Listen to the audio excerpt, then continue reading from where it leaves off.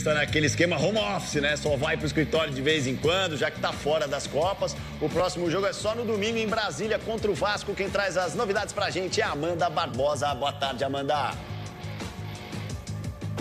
Oi, Andreoli, boa tarde para você, boa tarde para todos. O Palmeiras voltou à rotina dos treinos hoje aqui na Academia de Futebol, agora pela manhã. A gente está acompanhando essa movimentação mais intensa, que é o horário de saída de jogador, torcedor por aqui, né, e tudo acontecendo ao mesmo tempo. A equipe volta com uma notícia boa aí para o torcedor, que é a possibilidade do Piqueires ainda jogar, né, pela equipe nessa temporada. Nem o jogador e nem o time falam em prazo para isso acontecer, mas o GE. Globo apurou que a recuperação do Piqueires tem sido muito boa, né? E o jogador, em declaração recente, disse que está mais perto do fim do que no começo, no que diz respeito ao tratamento. A gente lembra que o Piqueires sentiu dores no joelho em 17 de julho. Essa semana o Palmeiras também trabalha para contar com o Zé Rafael na partida de domingo. O jogador está cumprindo uma suspensão do STJD por conta daquela briga com o Rodrigo Nestor no dia 18 de agosto. Então o Palmeiras entra com um recurso para reduzir essa suspensão, que são de 4 jogos, ele já cumpriu 2, e com um efeito suspensivo, um pedido de efeito suspensivo para tentar contar com o jogador na partida já no domingo também, Andreoli. A máxima do Abel é sensacional, né? Viver é fundamental e é muito importante realmente para o Palmeiras todo esse descanso, esse período que o time teve de descanso e treinamento, principalmente para a preparação para os jogos. A gente viu o resultado nesse jogo contra o Abel, claro, ficou nervoso naquela pergunta. Aquela pergunta foi se ele poderia escalar o Veiga e o Maurício juntos só com um volante. Aí ele falou, não, aí já é demais, estão querendo se meter no meu trabalho. E aí o viver fundamental foi pro espaço. Mas o certo é que o Palmeiras está nessa boa fase no Campeonato Brasileiro. 3 vitórias depois das eliminações na Copa do Brasil e Libertadores e 4 vitórias consecutivas no Brasileirão. Nesses 3 jogos, 12 gols, não sofreu nenhum gol. Palmeiras vai em busca, segue na perseguição ao Botafogo e só depende dele, porque na antepenúltima rodada, na rodada 36, vai enfrentar o Botafogo em casa. Então, muito importante esse momento e, coincidentemente, né, como aconteceu no ano passado, na arrancada diante do Botafogo, buscando o título, o protagonista também é um jogador de 17 anos, formado aqui nas categorias de base. Saiu o Hendrick, entrou o Estevão, que tem sido fundamental nessa arrancada do Palmeiras, com 4 gols nos últimos 3 jogos. Para a próxima partida, o Palmeiras não terá o Caio Paulista, que foi expulso aos 22 do segundo tempo. O Caio Paulista que está envolvido numa polêmica, a ex-mulher dele denunciou a agressão do jogador nas redes sociais. Ele divulgou nota negando todas essas agressões. O Palmeiras se posicionou dizendo que é contra qualquer tipo de agressão e diz que o diretor de futebol já ouviu o jogador e ele negou todas as acusações. Então o Palmeiras vai acompanhar de perto esse caso. Para o próximo jogo, o Caio Paulista está suspenso contra o Vasco da Gama. Então é isso, Bruno, Mário. Palmeiras hoje de folga. Viver é fundamental e a partir de amanhã recomeça os trabalhos para enfrentar o Vasco da Gama no final de semana. Mas todos os jogadores e o técnico Abel Ferreira destacaram a importância desse descanso, desse espaçamento de um jogo entre o outro, dessa preparação. Inclusive o Felipe Anderson falando que agora entende melhor os jogadores, está entendendo os movimentos que o técnico quer, ele que é titular nos últimos 4 jogos do Palmeiras. Então o Abel achou a equipe e o time agora está descansado para buscar esse tricampeonato nacional. Fez a classificação do Campeonato Brasileiro com o Botafogo na liderança com 53 pontos. O Palmeiras já agora na segunda colocação com 50 pontos. O Fortaleza acabou aí rateando nas últimas partidas, está com 49, é o terceiro colocado. O Flamengo, o quarto colocado com 45. Depois vem São Paulo com 44 e Bahia fechando o G6 com 42. O Cruzeiro é o sétimo colocado com 41 pontos. O Vasco, oitavo com 35. O Inter também tem 35 jogos, tá? Com 23 jogos. 35 pontos com 23 jogos. E o Atlético Mineiro, 33 pontos, é o 10º colocado. A gente vira a página e temos o Juventude, o 11º com 32 pontos. O Red Bull Bragantino tem 31, é o 12º. O Atlético Paranaense tem 30 pontos, é o 13º. Aí vem Grêmio e Criciúma, as duas equipes com 28 pontos. O Grêmio com um jogo a menos, né? 24. O Criciúma tem 25 jogos. Ainda falta uma partida também para o Criciúma chegar ao 26º. E o Fluminense, o primeiro time fora da zona de rebaixamento, é o 16º colocado com 27 pontos. Aí vem a zona de rebaixamento. Vitória, 25 pontos. Corinthians, 25 pontos. Cuiabá tem 22. E o Atlético Goianiense, o Lanterna, com 18 pontos. Mari Pereira, encaminhamos então nessa reta final, a gente pode dizer assim, de Campeonato Brasileiro, nessa briga pelo título entre Botafogo e Palmeiras? Tá se desenhando, né? Tá se desenhando pela força das duas equipes e pelo Palmeiras ter só o Brasileirão para disputar agora. Assim, a gente vai poder acompanhar como o Botafogo vai reagir dependendo da classificação ou não em Libertadores. Também não tem Copa do Brasil, tem só a Libertadores. A gente vai conseguir ver se o Botafogo vai mudar ou não de postura e, enfim, né, desse ímpeto pelo Campeonato Brasileiro. Mas acho que está muito bem encaminhado ali, né? A gente teve o Flamengo, que tinha uma possibilidade de encurtar a distância e não encurtou. A gente teve o Fortaleza nessas últimas 3 partidas também negociando resultados e isso pode lá na frente fazer falta. E acho que muito mais também pelo jogo, né, das duas equipes, assim. São duas equipes que têm um trabalho muito forte acontecendo, né? O Palmeiras há mais tempo, mas o do Botafogo tão real quanto. Então acho que está desenhando essas duas equipes até o final. Pois é, um Palmeiras que aproveitou muito bem os últimos jogos do Fortaleza, inclusive empate também do Botafogo na penúltima rodada. E aí já diminuiu para 3 pontos o Palmeiras para o Botafogo, líder do Campeonato Brasileiro. O Palmeiras só pensando em Campeonato Brasileiro, com o Abel dizendo que agora eles vivem e treinam, é claro que é algo bem cômodo para você olhar no seu retrovisor, André. Pois é, incômodo por parte de qualquer equipe, né? Porque todos os treinadores, os jogadores de maneira geral, sabem a diferença que faz você ter só uma competição para disputar. E não é que você não tem mais chance no Campeonato Brasileiro e a Libertadores é o seu grande sonho ou a Copa do Brasil é o seu grande sonho. Então você dá tudo numa Copa e joga o Campeonato Brasileiro conforme dá para fazer, conforme o seu elenco te permite. Você poupa jogadores, você recupera outros. É completamente diferente você querer ganhar o Campeonato Brasileiro porque você não tem mais nada para disputar. O problema dessa situação é a desmotivação, a desmobilização. É um técnico não conseguir manter os seus jogadores com a fome de sempre, porque, afinal de contas, o grande prêmio da temporada, que é sempre a Libertadores, ficou pelo caminho. Mas não só o Abel consegue fazer isso, como ele já conseguiu fazer isso no ano passado. Então, não é uma questão. Talvez agora, em mais um ano em que acontece a mesma coisa, o Palmeiras é desclassificado das Copas, fosse um pouco mais difícil. Mas esse treinador, como a gente já falou algumas vezes, comanda o elenco do Palmeiras ao longo desses 4 anos como se fossem, assim, não peças de um futebol de botão, mas no videogame, para ser mais moderno. E todo mundo obedece. Eu digo isso sem absolutamente nenhuma crítica. E quando esse técnico, que tem tanto controle e trata do seu dia a dia com tanto rigor e tanta exigência, diz, e para mim essa foi a parte mais importante da entrevista dele, que o elenco do Palmeiras e a comissão técnica também pôde viver na última semana, e aí, tudo bem, encontrou um adversário muito frágil dentro do Allianz Parque, o resultado de goleada foi normal, seria até estranho se o Palmeiras não ganhasse com facilidade uma larga margem de gols. Mas a diferença que isso faz, e ao ouvir isso da boca de um treinador que é tão competitivo, né, e tão rígido, você percebe que o Palmeiras está num ótimo momento. E é muito complicado quando se trata de uma equipe que defende o seu troféu, que sabe do que pode, tem total noção do seu valor e da sua capacidade. É muito complicado controlar uma equipe que está, digamos assim, com esse luxo. Trabalhar e viver.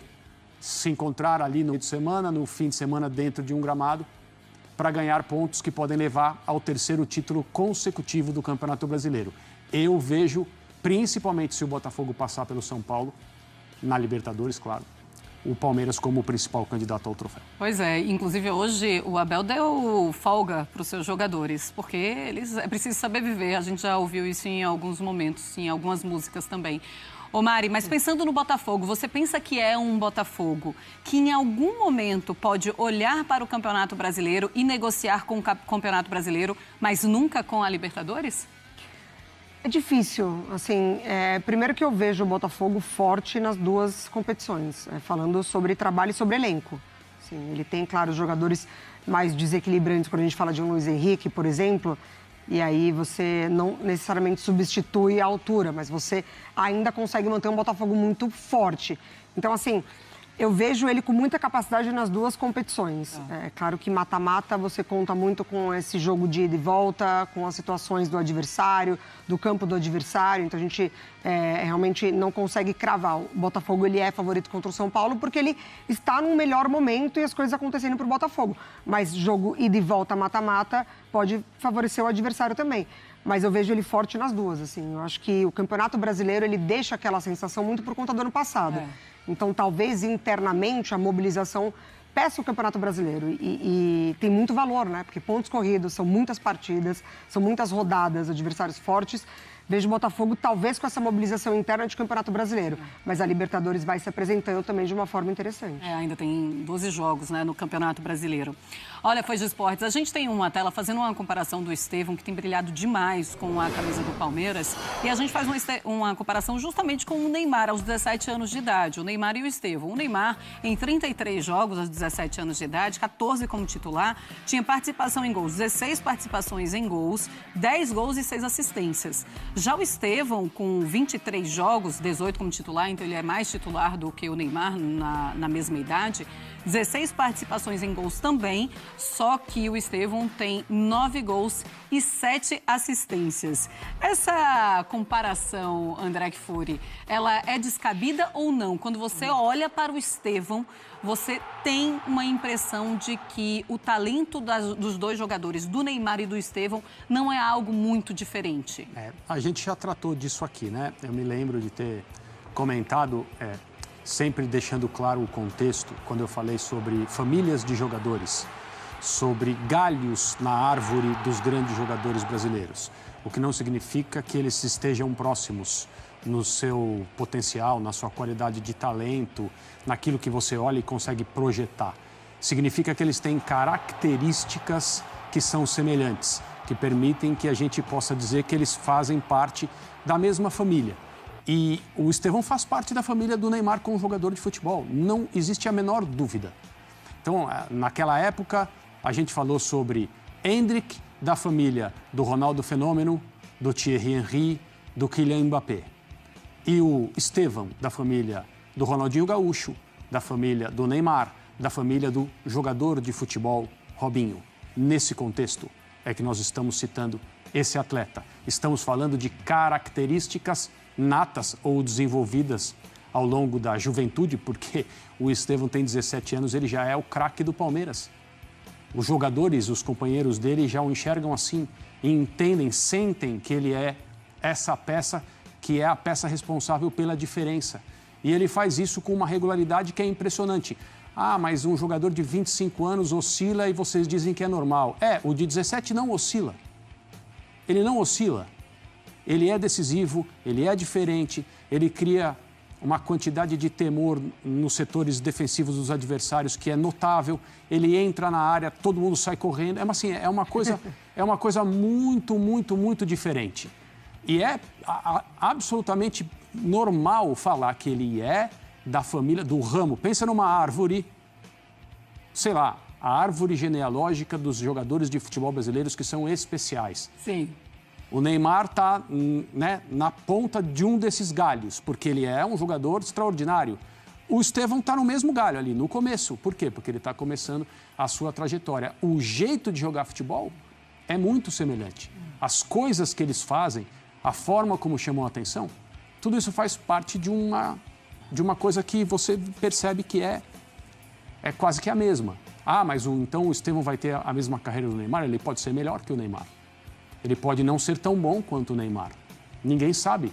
Aí na trajetória de alguém, não só no futebol, existe o fator sorte, falta de sorte, estar no lugar certo, na hora certa, ter os melhores exemplos, não sofrer com lesões, tudo isso aí falando especificamente de atletas. Mas as características, as peculiaridades natas são muito evidentes e são muito semelhantes. E o seu caminho na Europa começa no Chelsea. A gente tem de saber também, será que é esse o caminho ideal para esse início na Europa? Pode ser que sim. A gente pode duvidar do Chelsea, mas pode ser também até uma abertura para um outro clube. Mas dá para fazer essa comparação de Neymar com o Estevão? E aí eu me lembrei quando o Bahia jogou com o Palmeiras, o Rogério Ceni olhou para ele e falou, tem que fazer não, deixa o menino aí marcar o gol dele, porque esse aí a gente já conta com esse gol do Estevão, né? O problema é que não é só marcar gols, né? O problema é que ele provoca o gol contra do jogador do Criciúma, ele dá assistência, ele cria situação. Então, não é simplesmente a dificuldade de marcar quando ele vai pro drible e faz o próprio gol, né? Ele cria muitas situações pro Palmeiras. E o jogador diferente, o talento, ele faz falta quando ele não tá. E o Palmeiras sentiu muito quando o Estevão ficou esse período, né? Da lesão do tornozelo, que deu ali quase 2 semanas sem o Estevão, para tentar encaixar um outro estilo de jogo, porque não tem realmente peça que se compare, mas para tentar encaixar um outro estilo de jogo e não foi feliz. Assim, o Abel passou por dificuldades para encontrar um jeito do Palmeiras desempenhar sem o Estevão. Então ele já tem um impacto direto, sim. Esses números vão aumentar de titularidade, de decisão. O Chelsea, com certeza, né? O Maresca falou nessa última rodada de Premier League, ele foi questionado, que está acompanhando e que pena que não está acontecendo isso no Chelsea agora. Mas tem muita coisa ainda para ele, né? Tem esse ano ainda, só no meio do ano que vem. Então, para o Palmeiras, é muita coisa que está acontecendo com o Estevão. Olha, ontem, depois da goleada do Palmeiras lá no Allianz Parque, em entrevista coletiva, o Abel Ferreira, mais uma vez, foi controverso em resposta ao jornalista. Vamos ouvi-lo. Abel, na escalação do Palmeiras, quando a gente viu a sua escalação, a gente ficou imaginando aqui da possibilidade de um jogo como esse, contra um time que não ia atacar tanto o Palmeiras, da gente ver o Veiga e o Maurício começando a partida. Existe essa possibilidade? Tem essa possibilidade do Palmeiras? Eu sei que todos vocês gostavam de estar sentados aqui no meu lugar. Eu entendo esse lado. Mas, mais uma vez vos digo, vocês têm que estudar, têm que tirar o curso. E só depois então é que podem sentar-se aqui e escolher os jogadores e a equipa que vocês entendem que é, mas também faz parte. Vocês têm todo o direito de fazer as perguntas que vocês quiserem, porque são legítimas, e eu também tenho o direito de responder da forma que eu quiser. Portanto, opções de treinador, eu não justifico aos meus jogadores porque é que eu tiro, porque é que meto, porque é que jogo com 3, porque é que jogo com 4, porque é que o meu jogador foi expulso e rapidamente fez 2 substituições e mudei o sistema. Da mesma forma que te digo a ti, tem a ver com as minhas opções, com aquilo que eu idealizei para este jogo, que era o melhor para este jogo. E com todo o respeito, Abel, essa resposta ela podia ter sido da metade para lá.